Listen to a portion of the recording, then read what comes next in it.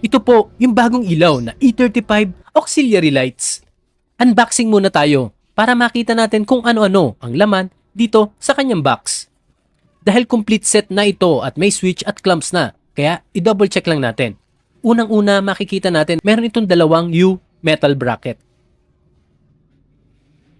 Then, ito naman yung kanyang complete set ng wiring harness. May mga connectors na ito at terminal na pwede nating ilagay sa battery at ACC. Plug and play na yung setup nito. Then ito na yung ating ilaw. Ito yung E35 auxiliary light na merong spotlight at mini driving light na magkasama sa isang unit. Bukod pa doon ay meron pa itong DRL na embedded dito sa loob ng kanyang unit. May kasama na rin itong dalawang alloy clamps.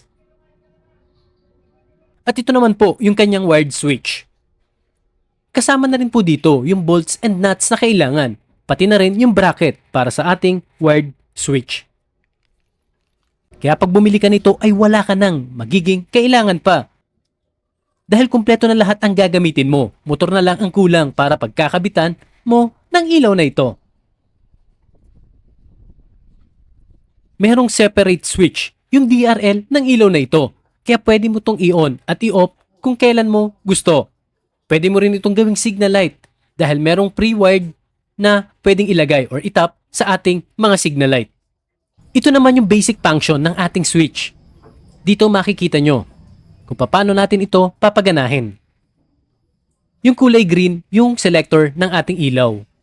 Kaya pag pinindot mo, magiging blue ito para sa spotlight at green naman para sa ating mini driving light. May backlight yung mga switch nito, kaya mas madali itong intindihin or madali itong tandaan. Dito sa bandang baba ng switch ay merong adjustan ng ilaw. Ibig sabihin nito pwede mong palakasin ng 3 beses yung ilaw. From low, medium, saka super bright.